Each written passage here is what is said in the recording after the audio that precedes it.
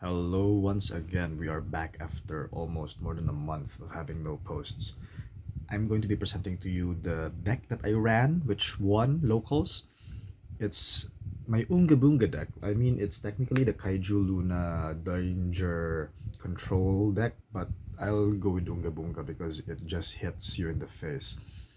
It's meant to be an FTK deck, but there are times when the FTK just doesn't hit. And that when that happens, you run out of gas, just like in MTG when a red deck runs out of gas, it dies. So here I modified it that it doesn't die when I can't hit the FTK with more disrupts and so on. A major thing that really crippled the deck is the limiting of Psyframe Gamma, which is a really good card going first or second, whichever, because whenever the opponent might use Maxi on you, you could just summon a Gamma, then build another monster using Gamma and Driver, like Synchro summoning Chaos Ruler, or using that for summoning Link 2 monster. So now it's limited. People are not running it anymore unless they're using the other variants like the Delta version. But here I'm not running any of the Psyframes. Instead, we're just going to be discussing all the 37 monsters here plus the 3 spells. Let's get that out of the way, by the way. This deck only runs Sekka's Light. Effect is draw 2 cards on the condition that you cannot run any other spells. You cannot play any spells or traps in the deck. So I use this. It's a good +2, and then its effect is banish it from the graveyard, return one monster on your hand to the deck, then you shuffle and you draw one. So in one turn, you get to draw 3 cards just from one card. Speaking of Sekka, here's our best girl, blue-haired girl. She's not Raiden Shogun. Anyway, Denko Sekka. Her effect is spells and traps that are set on the field cannot be activated, and players cannot set spell or traps. You cannot summon her if you have any set spell or traps on your side of the field. She's really good for going against decks that run a lot of set cards. I have encountered people, especially in today's metagame. Back then, nobody sets any cards and not a lot of love for Denko Sekka. But now that a lot of people are setting cards, especially Infinite Impermanence or traps that are used for the Phantom Knight decks, she will save your ass. Blue hair girl, best girl. Speaking of blue haired girl, best girl, we have Fairy Tail Luna. She's one of our control monsters. Her effect is upon normal summon, search for an 1850 attack spellcaster. That's her again. And then her quick effect is that you target 2 monsters on the field, herself and a monster on the opponent's side of the field, bounce them back to hand unless they send a copy from their deck or extra deck to the graveyard. Most of the time, you will be bouncing the Kaijus. Speaking of Kaijus, we have a playset. Well, not necessarily a playset, but we have Kaiju Gamma Shell, Kaiju Dogoran, and Kaiju Gadarla. Gadarla works against Tri Brigades or any other deck like the Flora, the bird, the new ones that run the Barrier Statue of Wind. You cannot special summon anything except for wind, so you just use this one against that specific deck. And then there's Dogoran, which has 3000 attack, really good, and Gamma Shell with 2200 attack. Really nice to run over. Most people don't run these two anymore, so this is a perfect target for her. We have mentioned dangers earlier, so the 2 useful level 8s for dangers, which are Thunderbird and Bigfoot. I'm honestly excited for the alternate art for Bigfoot because it looks more like a Yeti. So Bigfoot destroys face up cards, Thunderbird destroys face down cards. Either way, they're good. They're level 8, they make you draw. Orochi Gizmek. Banish 8 from the top of your deck, special summon from your hand or graveyard. You can destroy a face-up monster on the field. So this is a really great control deck, control monster, and it sets up your level 8 engine. Speaking of level 8, there is Alpha, King of the Beasts. If your opponent has bigger monsters than you in terms of attack, you summon it. By the way, the summoning for this is not once per turn. The once per turn effect of Alpha is bouncing a monster by choosing a beast, a winged beast, or a beast warrior on the field. Bounce it to hand, as many that as you can, and then bounce that same number of monsters on the opponent's side of the field. This is a beast. The kaijus.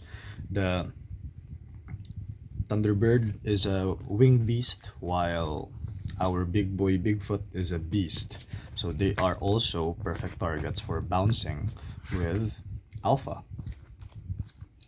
And then a surprise monster that people did not expect, Lava Golem. Tribute 2 monsters on the opponent's side of the field, summon it, but you cannot normal summon. On their standby phase, they get burned 1000. There are decks that are problematic. Way back then, I ran this in the side deck against, what's those VTuber monsters? I ran this against the side deck for them because they always came in pairs, the pink and the blue one.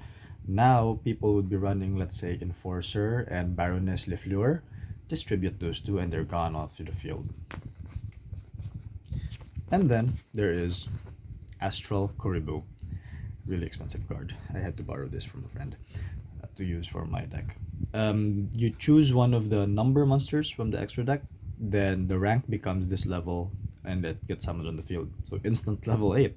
And the monster that you summon gains the effect of cannot be destroyed by battle and cannot be destroyed by card effects.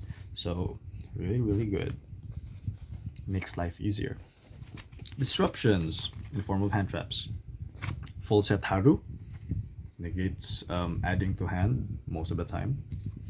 Maxi, of course, you get to draw a lot, and the more you draw, the better your chances of winning.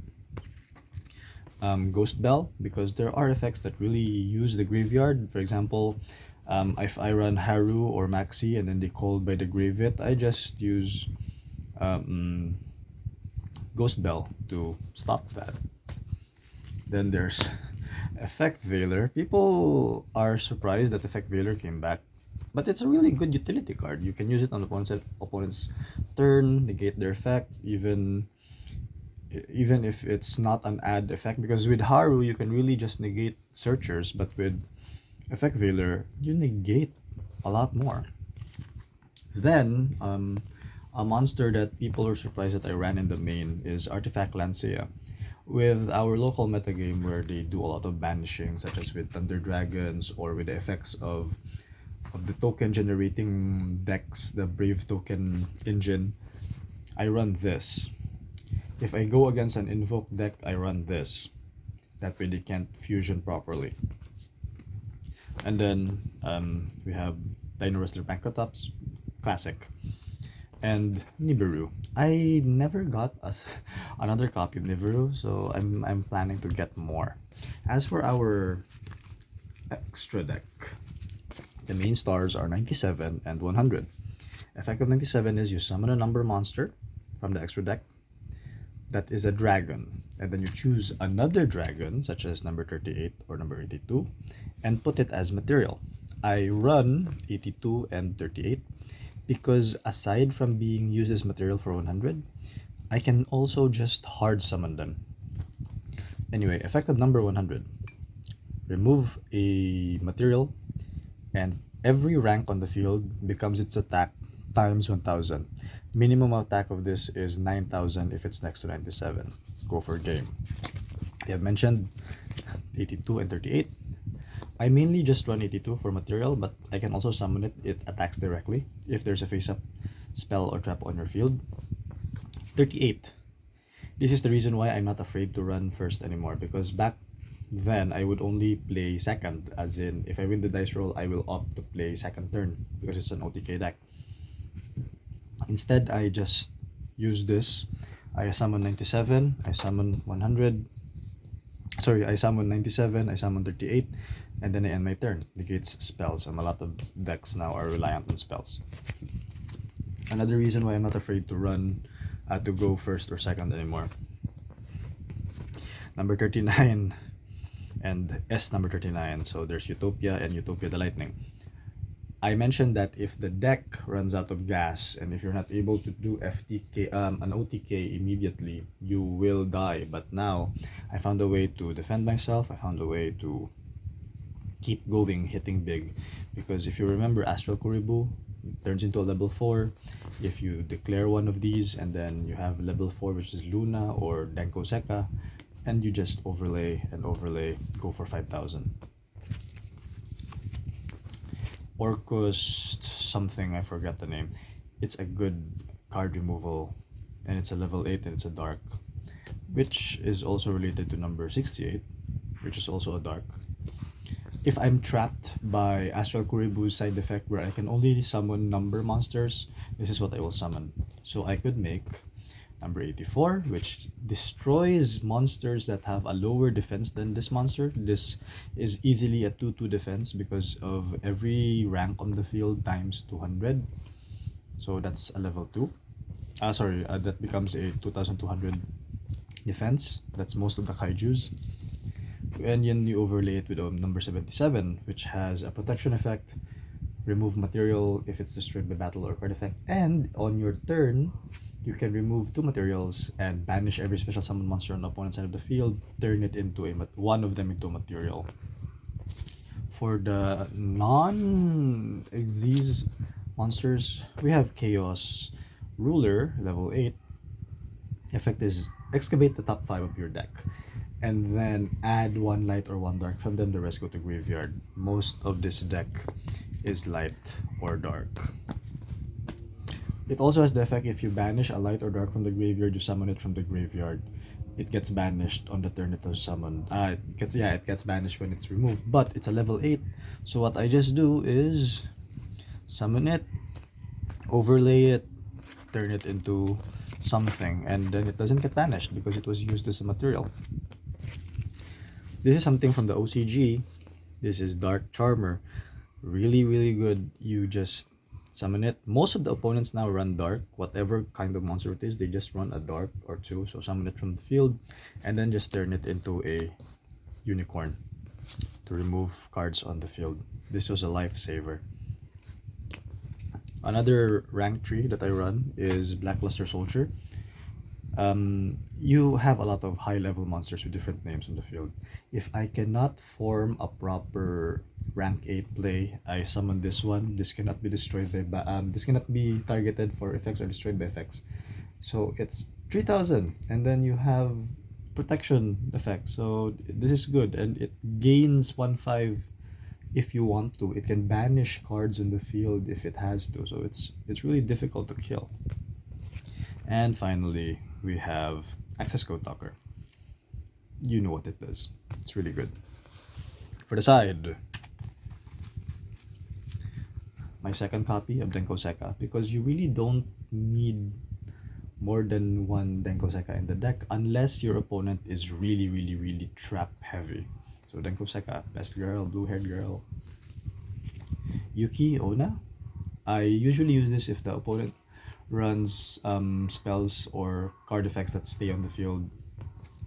I'm really considering replacing Yuki Onna. We have mentioned token decks, so there's Token Collector.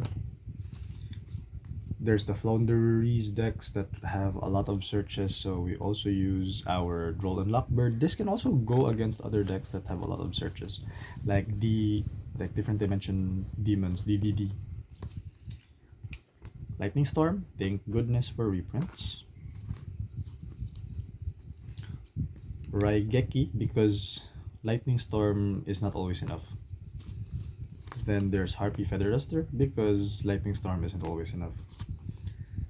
Twin Twisters, because aside from destroying spells and traps on the field, like example if they run Anti-Spell Fragrance, and then you can just chain this. If you discard one of your danger cards, they activate as well. And lastly, Triple Tactics. What I do is I remove all 3 copies of this and then other cards that might be problematic in the deck. Replace them with the spells. I sometimes even just run 2 copies of Haru and then just replace it with one of the Droll and Locks.